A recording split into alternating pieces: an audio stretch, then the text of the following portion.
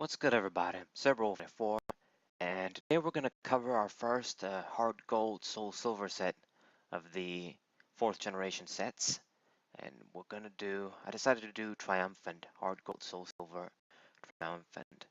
Now I am going to cover the rest of the DP and platinum sets, but I don't know if you guys got the impression that I wasn't going to cover the hard gold soul silver sets. I am going to cover them. Technically, they're part of 4th gen as well. And even though they're their own little group, I still consider them kind of like DP sets in a way. So Triumphant is one of the more powerful ones. It's probably the most powerful one. I mean, if it wasn't for the double colorless energy reprint in Hard Gold Soul Silver, the original set, it has a lot of great cards, of course, but I will probably put this one as the top set of the bunch. It just seems to have the most powerful cards, most powerful Pokemon. Uh, it might have played a bigger role in Black and White, so that's not exactly completely fair, but it's still a very powerful set. Now, unfortunately, the hard gold soul silver sets were the sets that sadly started the trend of we're gonna have a couple of good Pokemon, and a lot of this shit is just it's not gonna be good. Diamond and Pearl, and even better, EX series had this thing where, of course, there were cards that were like the most superior of the set, but most of the cards could like at least compete. They were solid. They did some solid shit, like the uncommon ones and stuff.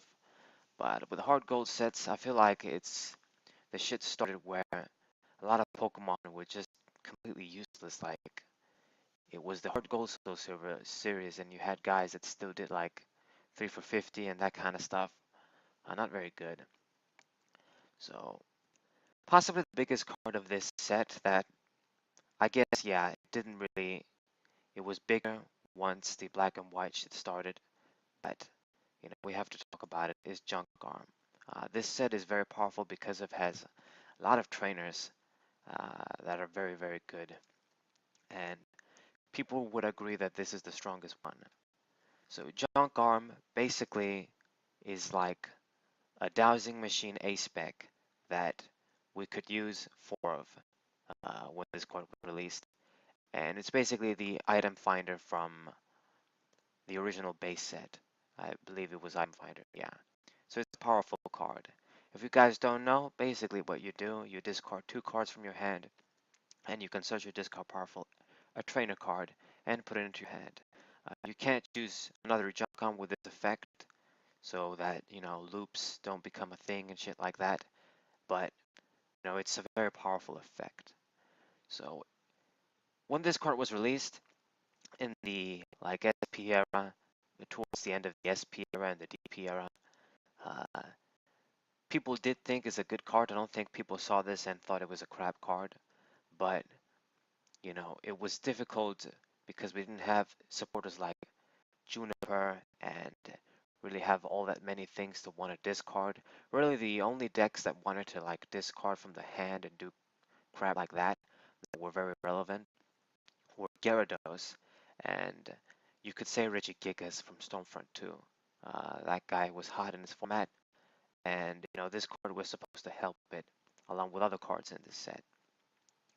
But you know, uh, Pokemon like him did discard and stuff, but that was because of his attack. That's why you used Gladeon and that kind of shit. So it was a good card. Maybe people would try it at one, kind of like a recovery card like Via Seeker, but it wasn't really like in the power it was when Black and White. When Black and White came out, uh, a set started to get released in the Black and White format, uh, upwards to Dark Explorers with the whole Darkrai shit and stuff like that. This card really defined the format.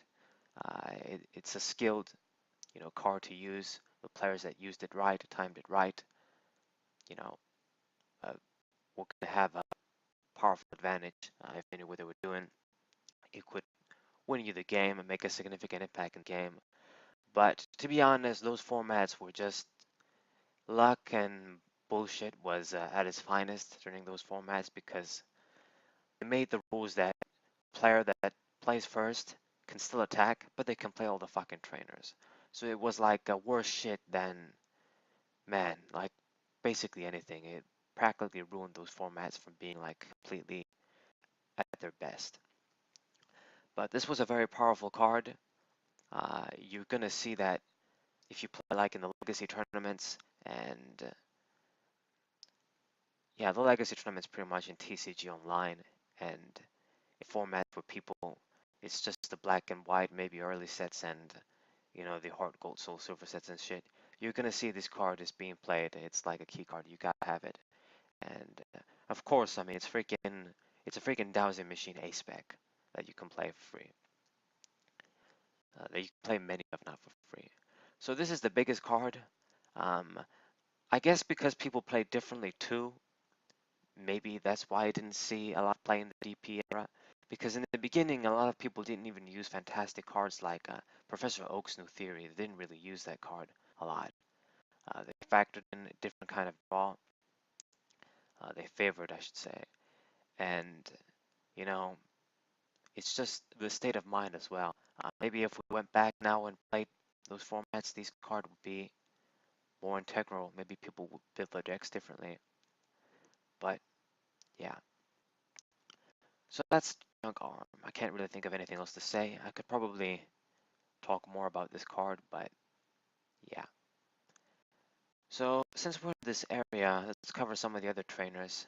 This card was very big on trainers, and we've got, I guess, one of the best ones I want to talk about is Seeker.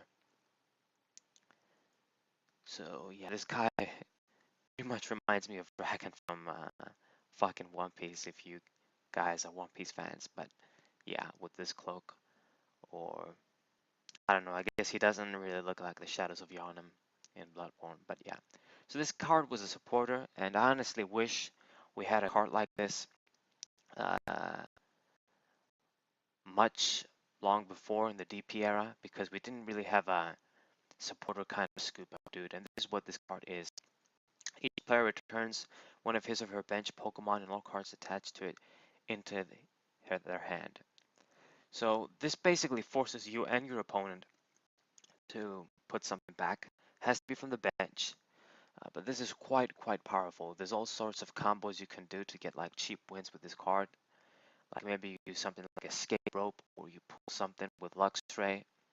Uh, you grab something that's pretty weak, put the big threat on the bench, and then you play something like Seeker. Then if it's the only Pokemon they've got, you knock it out and win this way. Uh, Obviously, it goes into all the move your energy, heal shit kind of stuff. This is why I kind of wanted it when uh, Great Encounters Swampert was around, because maybe that would have been cool. It probably not have been made a very big difference, but it could have helped, you know. There's all sorts of combos you can do with this card. I can't really think, can't really, nothing else comes really to mind to do, but you guys know what it means when you scoop up and do shit. You can reuse like Uxies in the same way we'd reuse like Shaman and other Pokemon like that. There's just a lot of shit you can do, and maybe get rid of an opponent's Pokemon, a problematic one like maybe Dialga that blocks bodies or what have you. Just all sorts of cool shit. This was a powerful card. Uh, it's not the kind of card you would play like a million of in your deck, I feel like, but it's a good tech, and it is crucial in certain strategies. Very nice card. So another great supporter. And for the last supporter, well, I guess both of them are kind of good, but maybe Twins is the best one. Twins, this is like the teammates from Primal Clash, but it's a little different. To use this card, you need to have more prizes than your opponent, and you search your deck for any two cards and put them into your hand. This was a crucial part in decks like Gengar Prime, when that card was really hyped, because you weren't collecting prizes, so you were likely going to be behind. Also, later on, when Vileplume decks were really, had a really big focus in the black and white shit. Because the card was, that strategy was slow as well. These kind of slow strategies could take advantage of wins as well. So this was a really good card as well. Uh, in ways, it might be better than Teammates. In other ways, Teammates is better than this. I feel like this card is just more consistent in certain decks. Teammates is just, maybe you can play it in any kind of deck if you really want it. But they're the kind of cards that are a little difficult to play, of course, because the effect is very strong. Grab any two cards, put them into your hand. And it was nice. It wasn't a bad card. It did see play. It did shit. Another very good supporter. And the other behind prizes supporter was Black Belt. Same concept. You need to be behind prizes to do this. And you play this, basically your active Pokemon attacks does 40 more damage before applying weakness as well, and resistance. So as you guys can imagine, this is a powerful effect. If you time it right, you can get a significant KO and do a lot of damage. I think I fancy this card even more than Twins, even though it saw less play, I feel like. But it's the kind of card that you're going to do something significant with it when you play it. You just want to time it right, wait for the moment, and use it. Uh, it's got this little martial artist in the background. You got Hitmonchan and Hitmonlee fighting. Cool shit.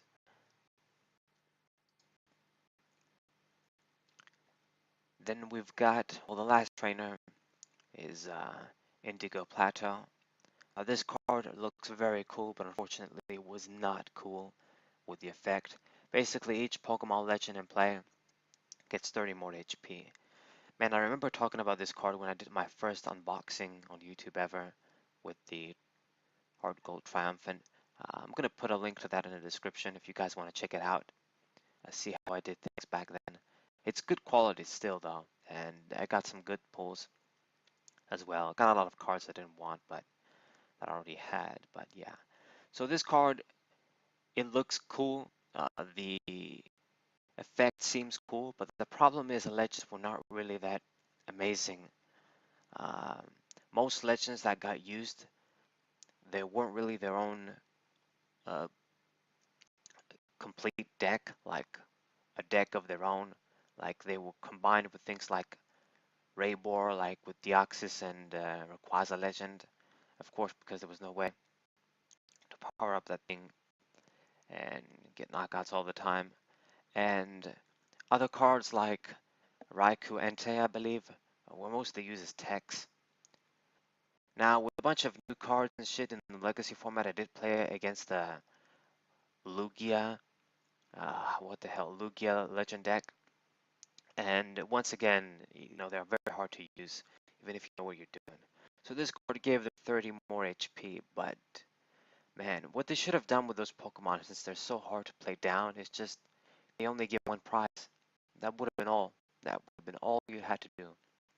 They don't need to give two prizes. I understand they're powerful, but because it's such a pain to play them, compared to just any EXs and GXs, that would have been what was necessary to make them very strong, I feel like.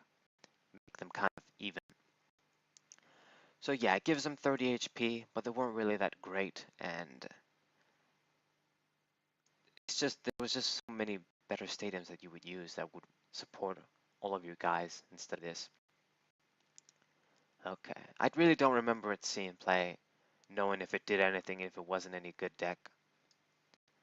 But yeah, so these are the trainers, and the last thing is a very good special energy here called Rescue Energy. I'm pretty sure this got sort of like re-released in a tool in Dragon Exalted, I think, in a way. I don't remember. I think we did get some sort of like tool card in those generations. But yeah, so this card is basically a special energy. It provides colorless, and when you attach it and the dude gets knocked out, it goes back in your hand.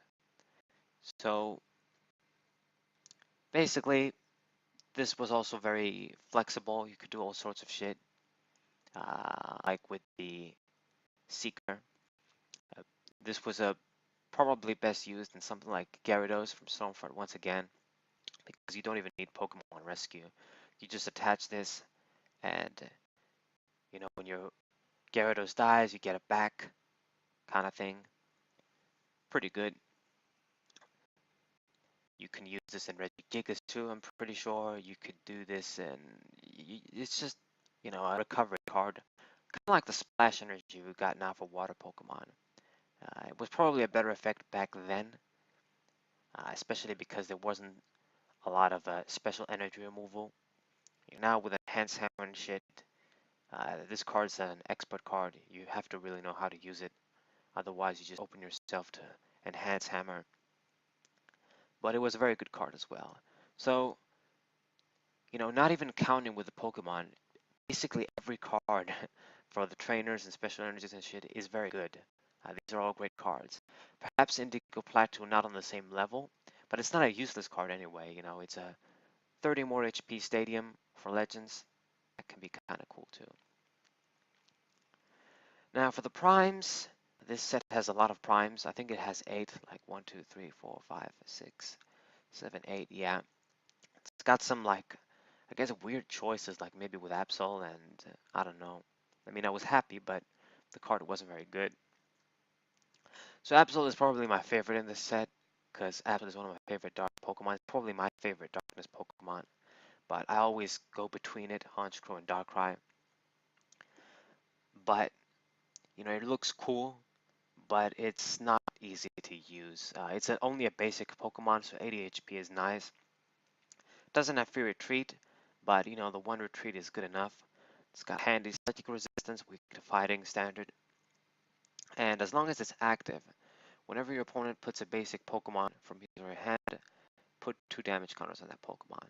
Now this can be powerful, like especially if you open with this guy and they play first and they're setting up playing their basic Pokemon, automatically they're hurt for 20, and that's not a bad effect. It's not as easy to use, but it's a good effect to have, since it's just a body, just a bonus. And Vicious Claw does 70 for 2. That's not bad too for a basic Pokemon as well, but you have to choose a Pokemon from your hand and put it in the Lost Zone. If you can't do that, the attack doesn't do anything. Now, even with this effect, this would be a solid attack too anyway, especially because you can combine it with Special Dark. It was going to do a lot of damage for 2. Like, it's only a basic Pokemon still. But I would have liked if it was put any card in the Lost Zone. But because it's like, just put a Pokemon, this makes it so that you have to have really Pokemon heavy deck, and you gotta have them in your hand and not lay them down, and it's not that cool. And it's not like we could use something like Execute from Plasma Storm, the card didn't get released. And you put it in the Lost Zone, it's not even a discard pile, so you can't recover it easily. So there's that. But it was going to do a lot of damage if you could do it. I wish I could make a deck with this card, but it's not easy. Next up we got, let's go by order of favorites. So my favorite, probably besides that guy, would be, I mean, I like Gengar, but we're going to have to go with Magnezone because it goes perfectly with what I have in mind. This Pokemon has good solid HP for the time, 140. It was when the standard was kind of going from 130 to 140. It's got a bad free retreat, but it's got metal resistance, weak to fighting standard. But it's got 2 great things. Magnetic draw. You can draw cards basically until you have 6 cards in your hand every turn. So this was a good little card to have, especially when Claydol got rotated out. At least if you were going to use this card, you kind of had the power to support you. It was going to be your supporter power in your kind of deck, since you would be the main attacker and supporter for the deck. It's not a bad effect, to be honest. Draw cards to have 6, that's pretty good. And Lost Burn is a Rayquaza style of attack. You put as many energy cards attached to your Pokemon as you like in the Lost Zone. Did 50 damage times the number of cards you put in the Lost Zone this way. So if you remove like just 2, it was going to do 100. And that's powerful. Now you get rid of the cards, you lose the cards. But there is a combo you can do. And this card was used with the Regirock from Legends Awaken. And this is why I really like this card too, because I could use it with one of my favorite Pokemon. Well, I guess favorite Pokemon is a stretch, but I really like Regirock. I like the Regis, of course. They are kind of some of my favorite legends. And you know, they made a great combo together. You would use Magnetic Draw to draw a bunch of cards, then it you could easily use the cards to use the effect of Regirock, which discarded cards, but you could grab energies this way. And you know, you don't have to remove the energies from himself like Rayquaza. You can just remove them from anybody to your bench and shit. So you could do a lot of damage. You just had to like discard 3, and you could knock out basically anything. So it was quite powerful. Very, very nice. This card remained relevant in other decks too. I believe this card was used with Embor as well and other shit. It's probably the strongest prime in this set, for me at least, um, in general. I mean, Gengar has the Lost World shit. I guess I'll talk about it next. But, you know, when it comes to conventional cards. So yeah, Gengar. Another very, very powerful Pokemon in this set. Pretty much Gengar has shitloads of powerful cards in the entire era, honestly. In the entire DP era. From fucking Gengar level X, Gengar Prime, Stormfront, and Arceus, damn. So this Pokemon was very unique and had a lot of hype when it came out, because people thought that you would just win so easily with him.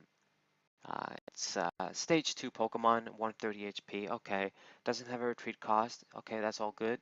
And the colorless resistance. So, you know, when it comes to the Gengars, he actually had good stats. Gengar would usually have 110 HP, and there was one that had 120, but it was not that good. So his HP was really good for the Gengars back then. And Catastrophe, as long as Gengar is your active Pokemon, if any of your opponent's Pokemon will be knocked out, you put them into the Lost Zone. And you had 2 attacks. The Curse Drop, his 2 energy attack, it's a 4 damage counter attack. You put 4 damage counters anywhere you like for 2 energy. I guess this was alright for the time, not bad. It's essentially 240 when you think of 40 when you think about it, but you know that kind of effect where you can put it whatever you like, you know, it's makes it better. And the main attack you would use was Hurl into Darkness. You look at your opponent's hand, choose the number of Pokemon you find there times the number of Psychic Energy attached to Gengar, and you put the Pokemon into the Lost Zone. So what you aim to do is get at least like 1 Pokemon from your opponent's hand into the Lost Zone every turn. And if you got lucky and you got like 2 or even more, then yeah, you are really gonna luck your way to victory. This is why people thought this card was going to be very good. It was very broken. You would win easily. Because in Call of Legends, a card was released called The Lost World. I think that's what it was called, yeah. And basically it was a stadium that gave you an alternate win condition, kind of like with Yu-Gi-Oh! With Exodia, shit like this. We never really had in Pokemon things like this. Basically, that stadium said that, you know, if you have 6 Pokemon into the Lost Zone, you can declare yourself the winner. Now, I'm not sure if your opponent could do this too, like use it since it's a stadium, or maybe if they put Pokemon to the Lost Zone, even though they weren't really focusing on it and they got 6, they could use it and win that way. But basically, that was the effect. If you got 6 Pokemon in the Lost World from your opponent, if you put 6 of the Pokemon in there, you could declare yourself the winner. Now, this was kind of complicated too because of you know, the way the rules are in tournaments with the time and shit, and you know, you're not collecting prizes. And I feel like this is why, you know, a card like this is actually banned in the TCG Online. This card is banned. You can't use it anymore. Maybe because of all the broken trainer support and shit now, maybe it will be too easy to win with this card. Yeah, these kinds of effects and conditions usually make cards bad in Yu-Gi-Oh! Too. So this is why this card was seeing a lot of hype, and it actually did stuff, because you would hurl into the darkness a couple of times, and with some additional maybe support from other guys that help put Pokemon in the Lost World, you could win easily. And that's basically it. It saw hype, it did some stuff. It wasn't as big as people thought it would be, but it was still a good card. Gengar Prime. Alright, alright, alright. Next we've got, let me talk about Machamp. I think I like this guy too, more than the others. So, Machamp Prime, another great Pokemon. Every Pokemon is great. The Primes in here, even the one I hate, but 150 HP, this is actually very big, you guys can imagine, for that era. It's got two powerful attacks, a 1-3 for 60, and you auto discard a special energy. This was solid, especially because it was double colorless compatible. And Champ Buster, 100 damage plus 10 more damage for each of your bench Pokemon that have any damage counters on it. So if you have a bunch of damage guys, this can do like a lot of damage for the era. If you just have 3, it's going to do 130. Man, that's a lot. You can knock out anything you want. So this card, even though people didn't use it immediately, it was actually a great partner with fucking Donphan.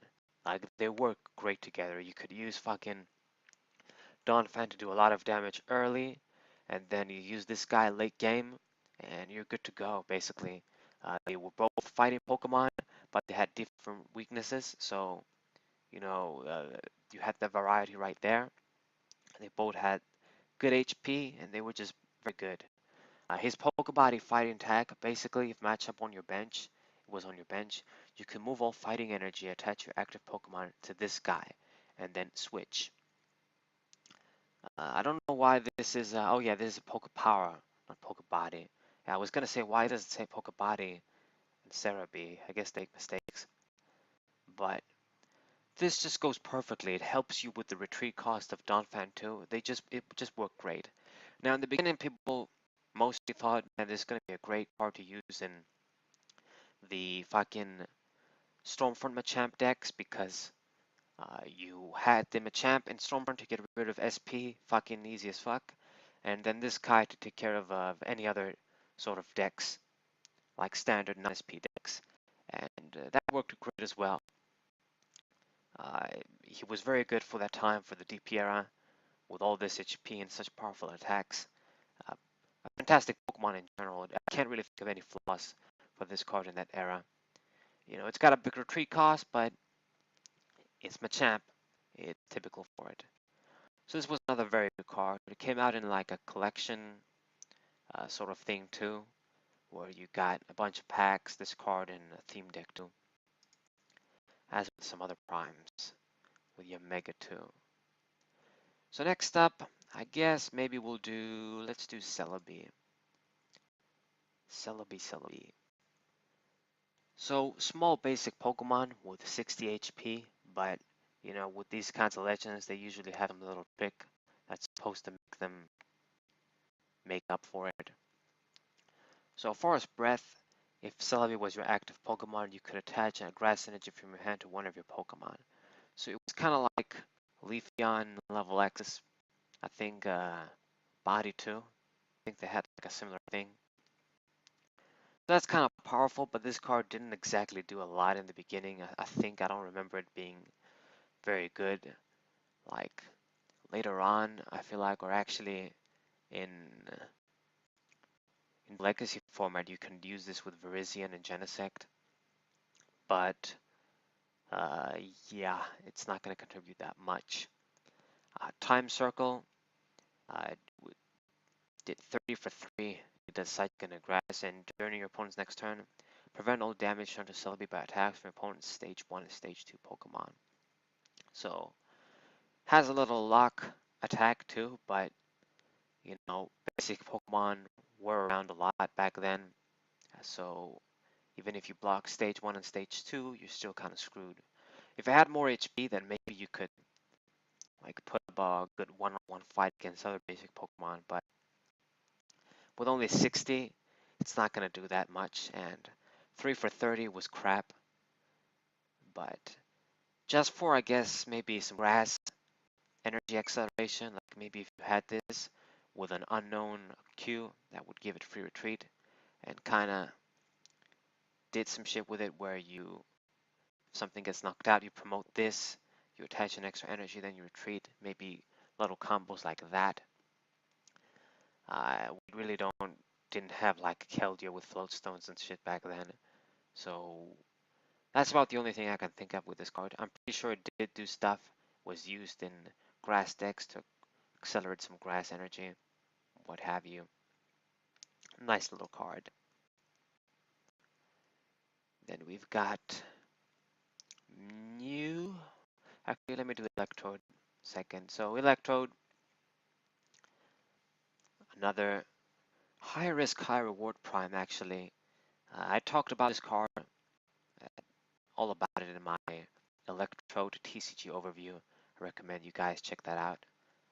Those videos are pretty cool. Take a lot of time, but they end up being very good. I talk about a bunch of cards, learn about all the history of a certain Pokemon and its pre-evolutions and shit. So Electrode, like the other Electrodes in past formats, and well, cards that came after the two, they're all about blowing up, fetching you energies, combos like that. So you would knock this thing out, knock yourself out, give your opponent a prize, and you reveal the top 7 cards of your deck, grab as many basic energy cards, and then ditch the rest.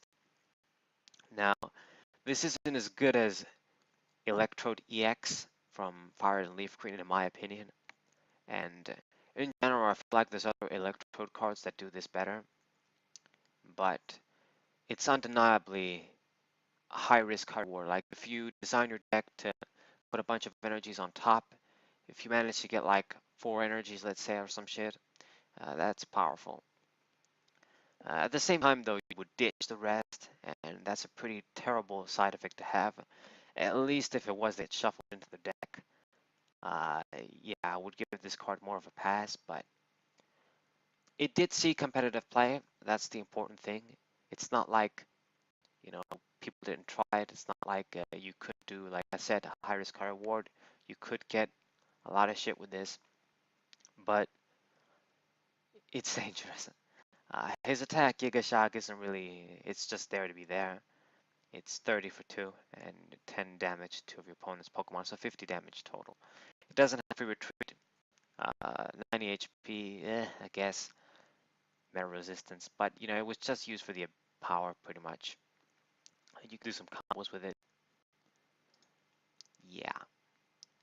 But another card that's in here that I guess is better than nothing. I mean, at least has potential instead of being totally useless.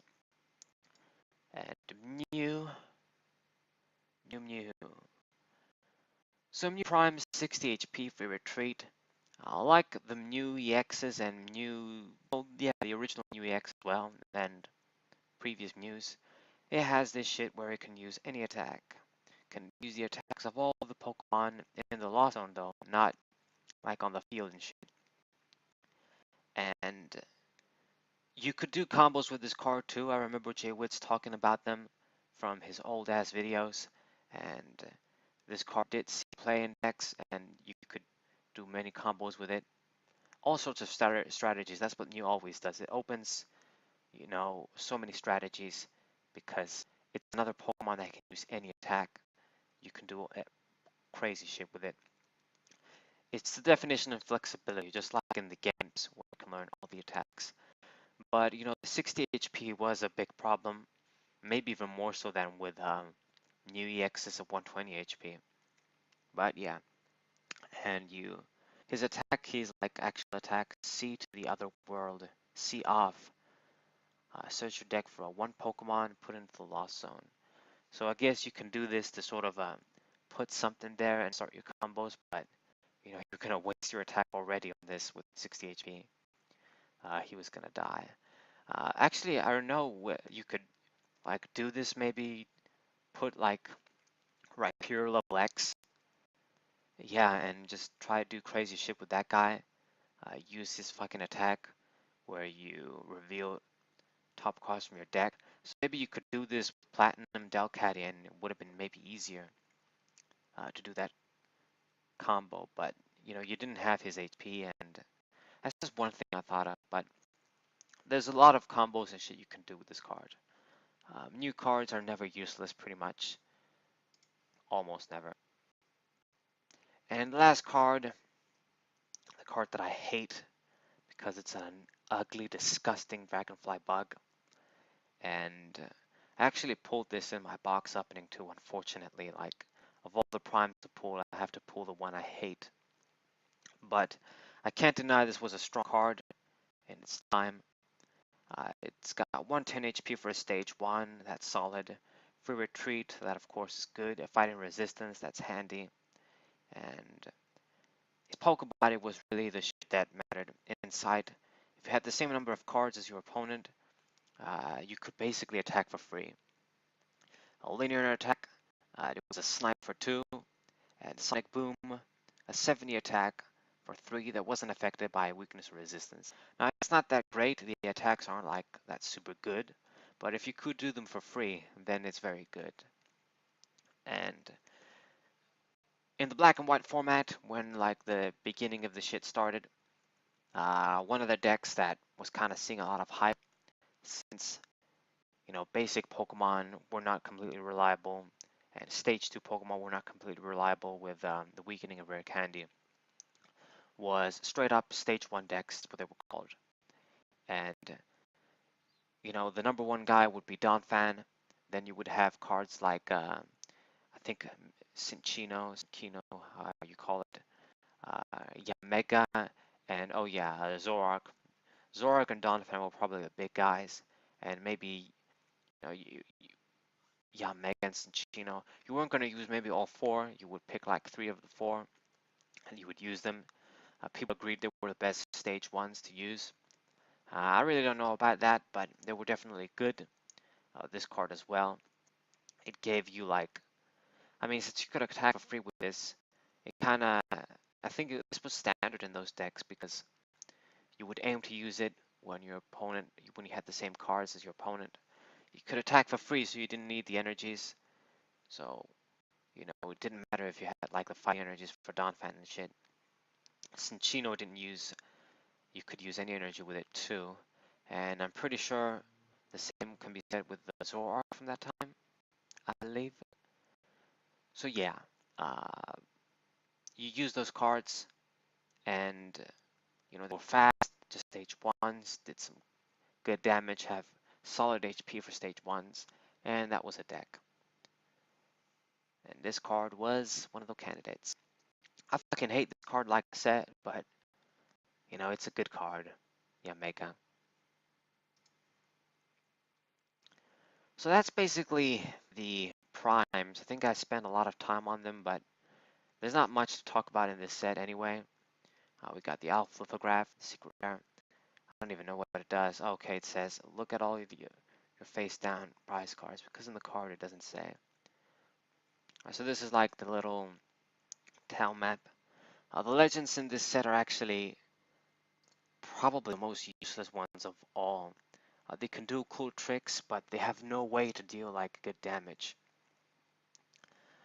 Darkrai Cresselia, they give 2 prizes. They've got a double weakness. And Move Invite. Move as many damage counters your opponent's Pokemon as you like to your opponent's Pokemon any other way. So it's kind of like the Sinister Hand from Dusknoir, but in an attack. And Lost Crisis, you basically put 2 energies from Darkrai and Cresselia Legend. You discard 2 energies, put them in Lost Zone, and it does 100. And if you knock a Pokemon out, you put them in Lost Zone. So I guess they do have a damaging attack. It's Palkia and Dialga that don't have one, but you know it's not going to be easy to do. We did get Dark Patch when this card was legal too, but man, fucking Dark Patch was around back then. How was this card gonna do shit? You would definitely use that card over this card. I mean, if it only gave one prize at least, but no, they don't. So this card did not do shit. They just look great. That's it. And Palkia Dialga might even be worse actually. It's got more HP. They also got the double weakness. And this card is basically like just a fucking annoying gimmick. That's it. Sudden delete. Choose one of your opponent's bench Pokemon. Put that Pokemon all cards attached to it back into your opponent's hand. Now, I will say, this doesn't have the limitation of like with new cards that it says if it's the only Pokemon you can't do it. So I guess you can do this all day and try to win by your opponent not having any Pokemon on the field. But since it's back in the hand, not in the deck, they could just play it next turn. So you're really not really doing shit with this attack, but stalling and getting rid of your opponent's Pokemon. That's it. And time control, you discard all mineral energy attached to the Palkia and Dialga Legend, and you add the 2 top cards of your opponent's deck to their prize cards. So more stalling, but it does not do anything. Like, you cannot win with this card. How are you going to win with this card? Uh, so I really just feel sad. Like, they didn't really seem to put a lot of effort in designing them to be good. They were just mainly collector's cards. It looks cool once again, but doesn't do shit. Dialga Palkia. So yeah, this has the worst of them. I'm pretty sure. Like Unleashed has the dogs, and they're not bad. Uh, Hard Gold, Soul Silver, the first one. You know, Lugia could be kind of decent, I guess. And Undaunted, even though it's the worst probably Hard Gold, Soul Silver set. It has the best legends for sure. Groudon, Kyogre, and Rayquaza Deoxys, that card actually did shit. So yeah, this set has the worst for sure. So I guess those are the like high-end cards. Everything else is just meh. We got some shit like there's an Aggron here. I love Aggron, but this card just was not good. It's a shame when one time they decide to print a card like this and they don't make it good. We got Nidoking. This card was it's a solid stage 2, I'll admit. Use this in conjunction with the Nidoqueen from Rising Rivals. It will get a lot of HP and it will get healing too. And doing a 4-4-80 is good. Since with the poison and X belt you could get 1-hit knockouts on 110 SP level X's, and it will always knock out Luxray.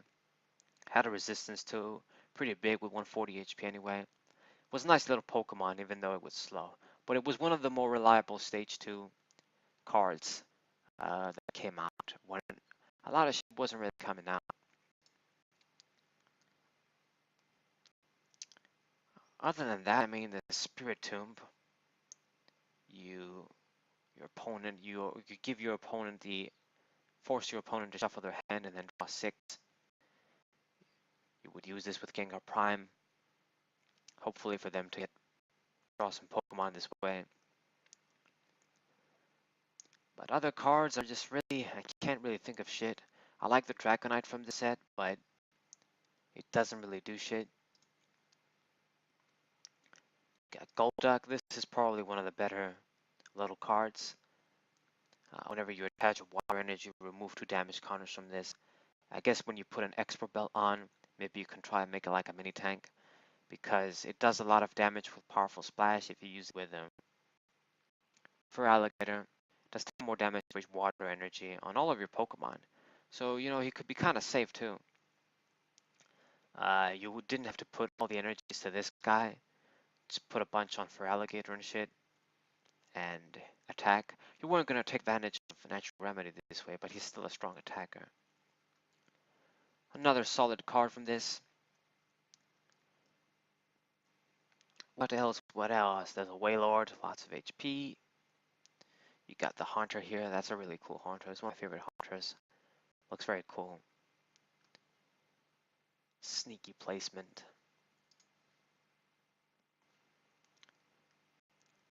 But I mean, other than that, like, I don't feel that it's there's anything other.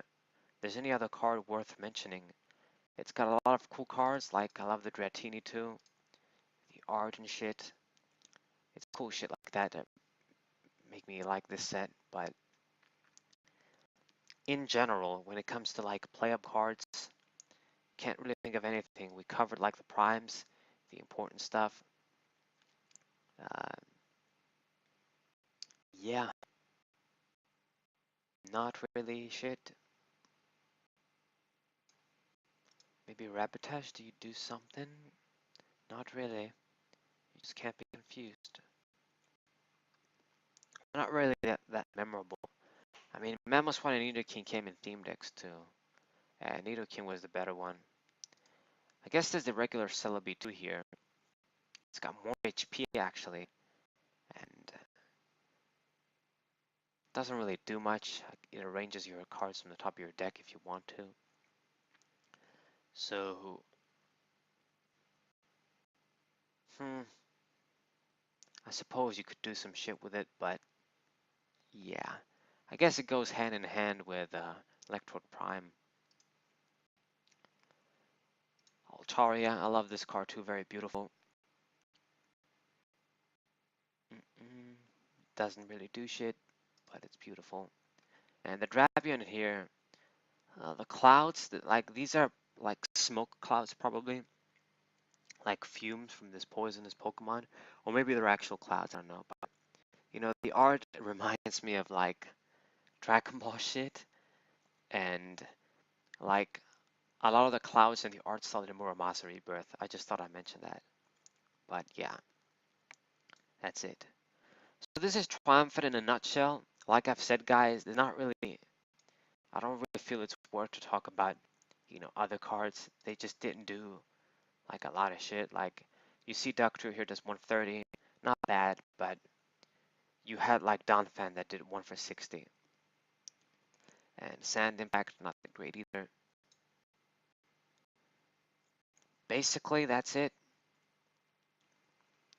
So, I hope you guys enjoyed this little video. Hope you guys subscribe. Hope you guys leave a like. Share this with your friends. Hope you guys learned a lot. And, you know, showing this to other people, if you feel like they have an interest in these formats, all of you guys can learn some old school shit if you don't know. Or if you do know, maybe you were young, I give you a little like reminder. I get you guys to understand that shit. Or maybe, you know, just listen to me talk about this shit. I love doing it. So we did hard gold soul silver set. I'm probably gonna do mysterious treasures next. I was actually gonna do mysterious treasures, but I thought, you know what? Let's just not leave all the hard gold soul silver sets uh, last. Let's just start doing them as well. So that's why I did this. So, like I've said, I hope you guys enjoy. SaberWolf94, and what's up?